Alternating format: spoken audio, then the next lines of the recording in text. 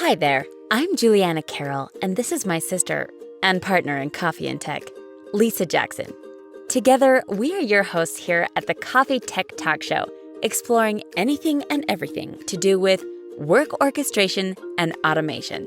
Hey everyone, welcome back to a new session and episode of Coffee Tech Talk. We are here with some very special guests, one I have known since I was a baby, and pretty excited to introduce you to these two gentlemen. But first, as always, I'm here with my co-host and sister, Juliana Carroll. Say hello there. Hi. And I gotta do some quick housekeeping. Make sure that you guys visit our new website, which is COFFEETECHTALK.com, and subscribe to our YouTube channel, which is Coffee Tech Talk Show. So with that said, today we have two special guests. One is Mr. Earle Keizer. He is President, Chief Operating Officer, and co-owner at Business Continuity Technologies. Say hello there, Mr. Keizer.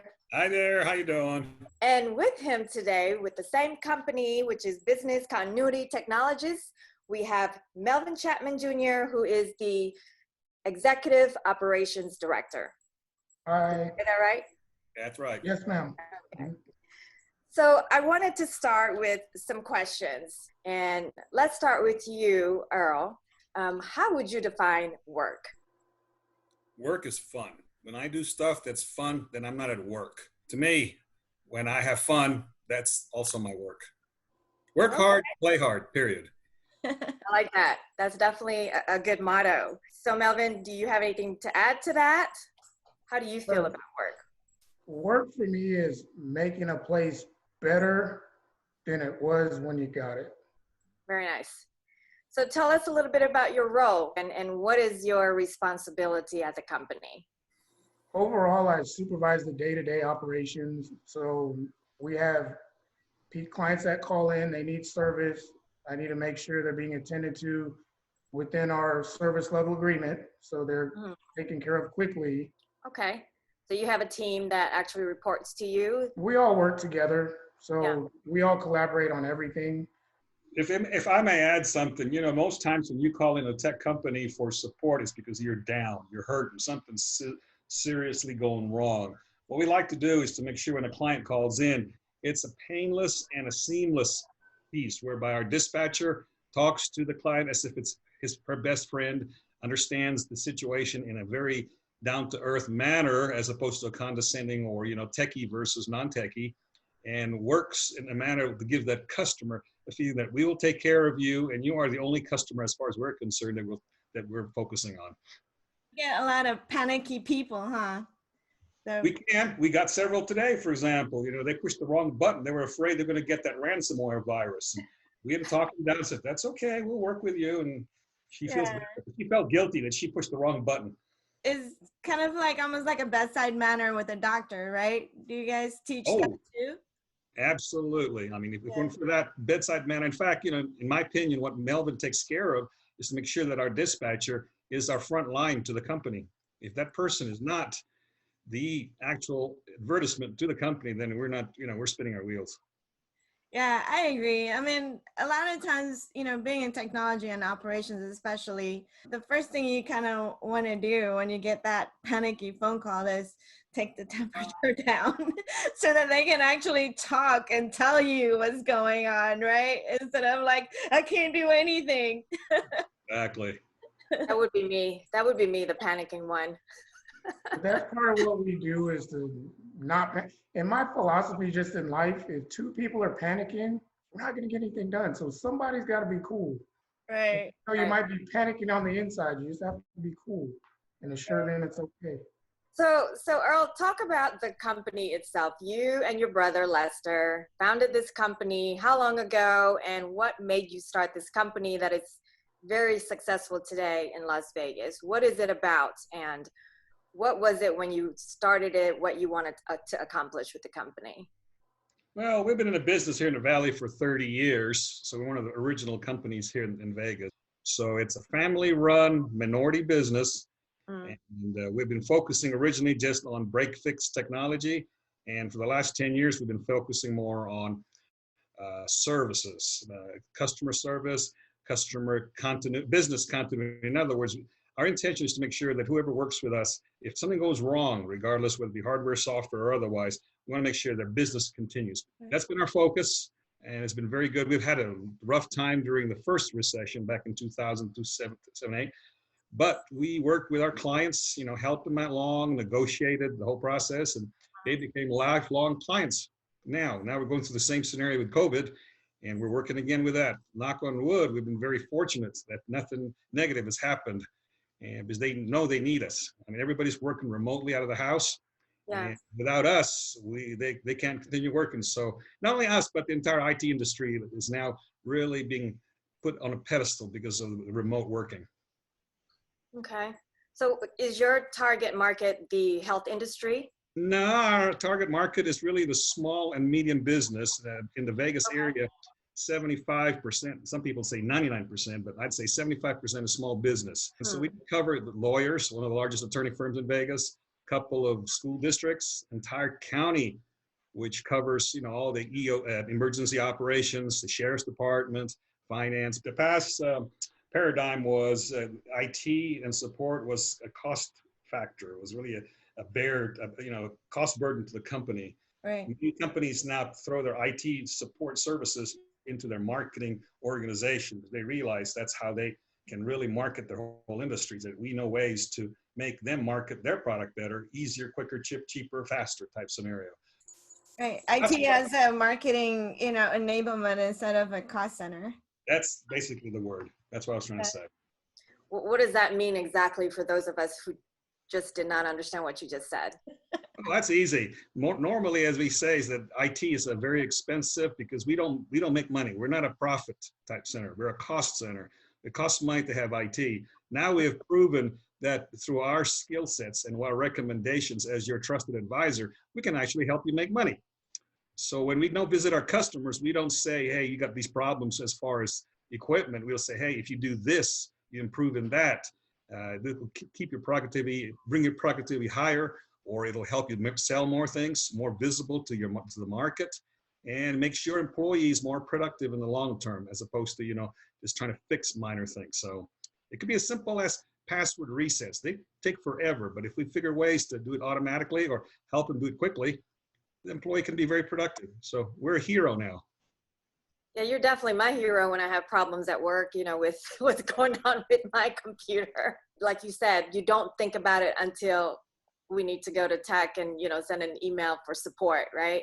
And then it's urgent. Everything is very, very urgent. It needs to happen like right now. So I totally get it with what you're saying there. I wanted to ask, with everything going virtual, how are you all staying connected with your customers? We still have opportunities to go on site. With the restrictions, of course, we have to wear a mask and protect ourselves and protect other people. But we do hold quarterly reports. We talk to clients and say, hey, here's what's going on. Here's how many tickets you've opened. Here's how many hours we've spent. And that way we connect, just kind of a check-in, just to see, hey, how are you doing? We know everything's okay, but sometimes their perspective is different. So it's good to check in from time to time. And with people working from home, we hear from clients more now than ever. So we stay connected. Yeah, we take it down when we take it down to nth degree, for example, through these reports that Melvin refers to or visits, we'll recognize that in a given customer, that certain customers may be really weak in an area, maybe in Excel or Word. So we talk to the owner and say, listen here, you guys, you're placing a lot of calls. This employee of yours is really having a lot of problems. We suggest you get this person trained and this person will be more productive.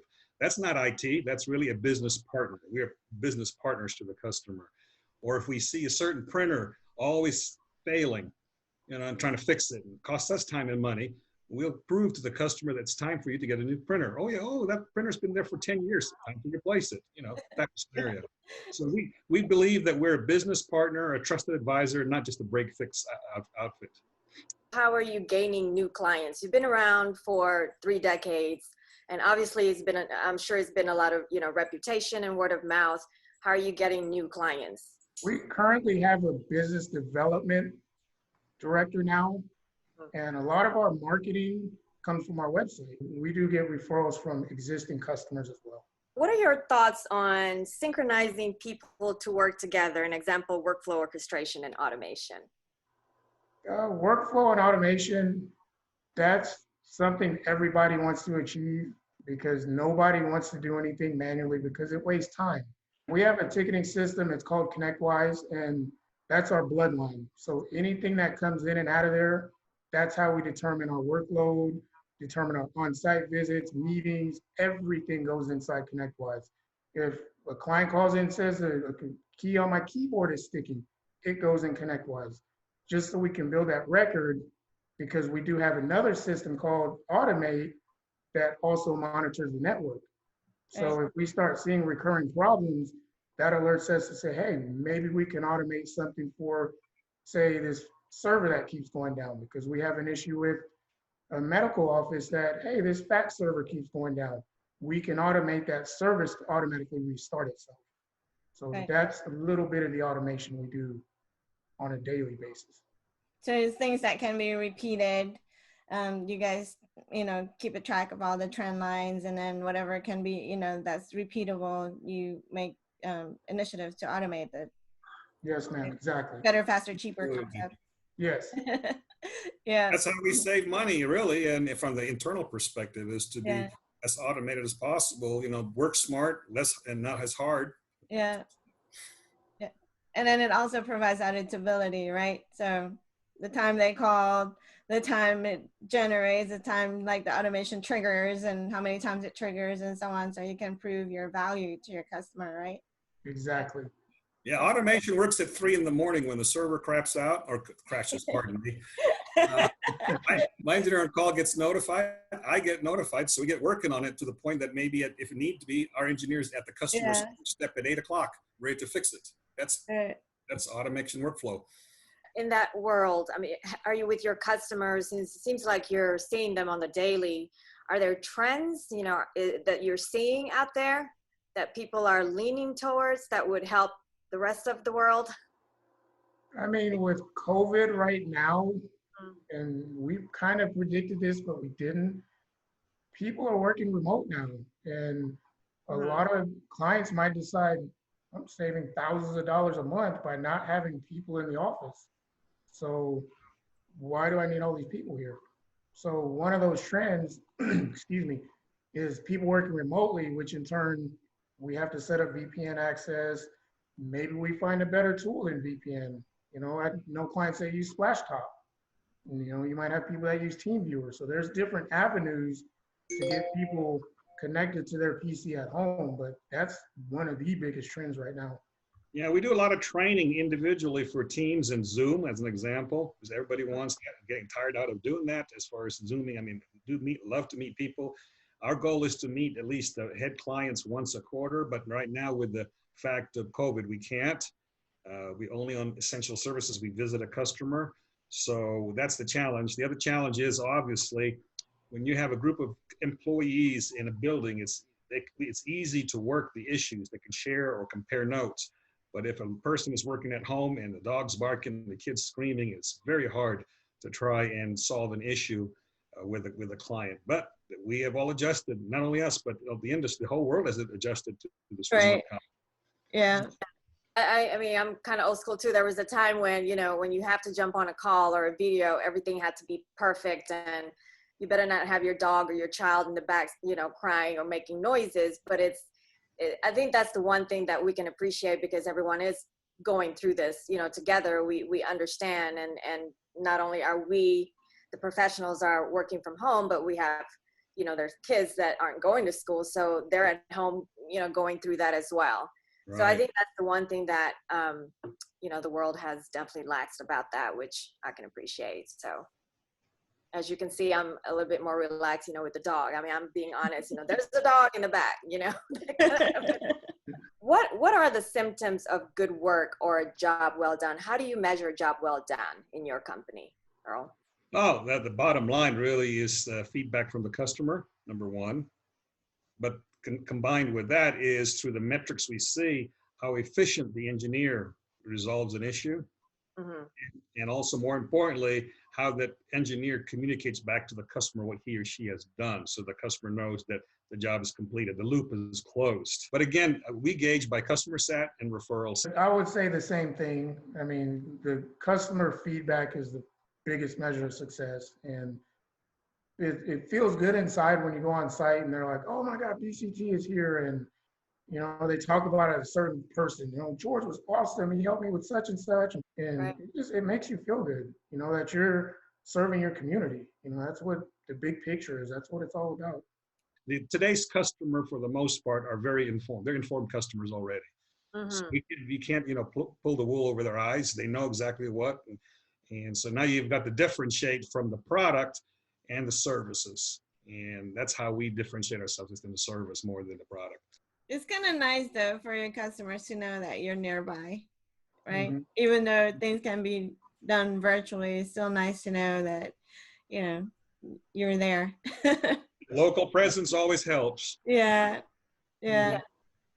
That's true. I mean, that's, if you see, you know, in marketing and social media, it's all about supporting local business, right? Mhm. Yes, we can provide and service the world globally, but if you're in my city, I mean, you shouldn't call anyone else outside of our city. You know, we're your guy, you know, we're your girl, and we should be local companies supporting local. Any advice to people who wants to make the world of work better, smarter, faster, cheaper?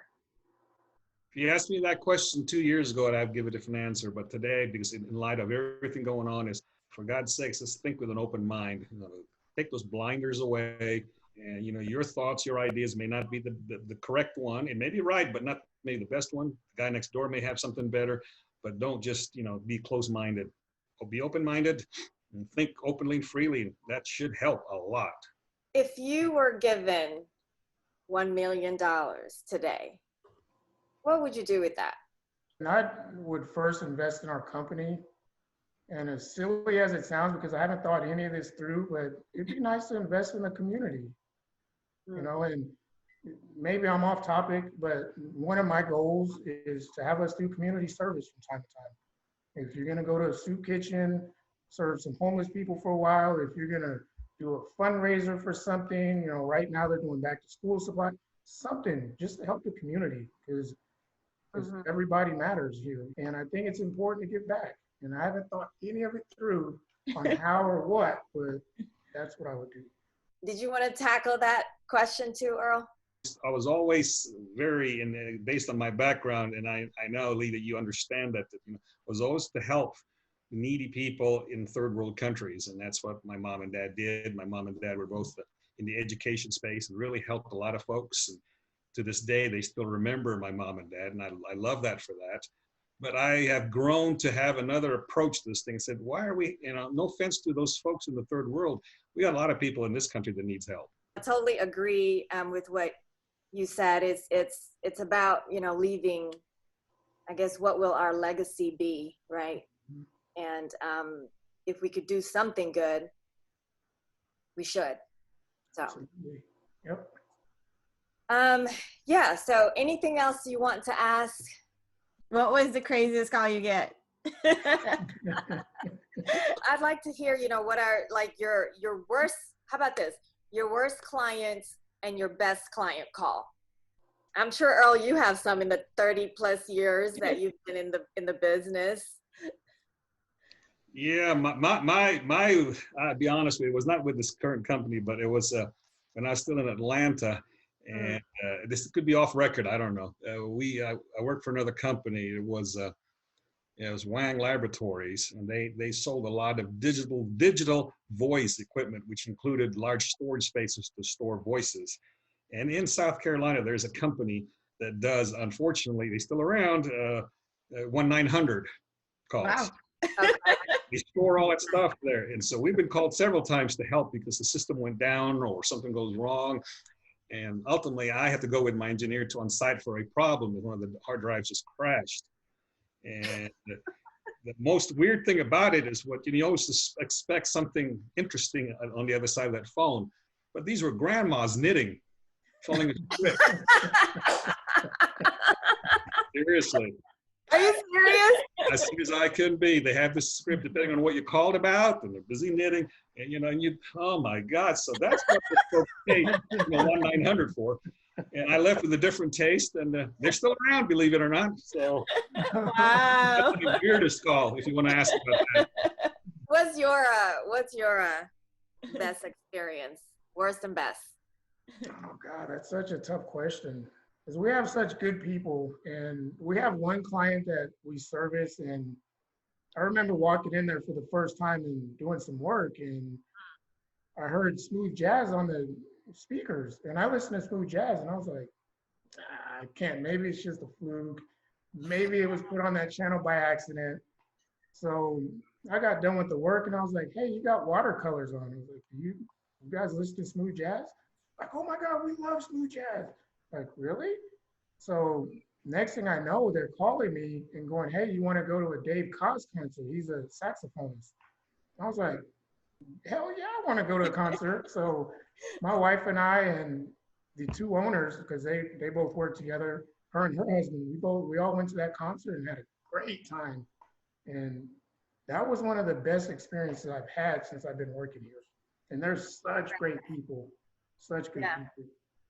No, I think it's always, when you have that relationship with your customers and your clients, that's the best type of business relationships, right? Mm-hmm. So I really look forward to the camaraderies, and I miss that, during this time with all these virtual things going on. So, and I'll ask one last question. It's I don't know if I asked it earlier.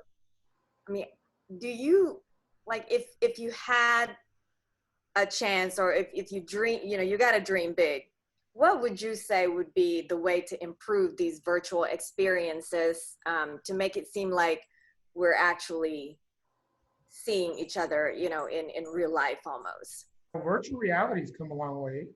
Mm-hmm. And, there's gloves you can put on, and there's got to be something to where you can shake a hand virtually, or, have a virtual presence. You put on the 3D goggles, whatever, however they're going to do it. If it's not goggles, maybe it's a box you sit in, and, you'll have a conference table, for instance, and you'll be able to look and talk to people.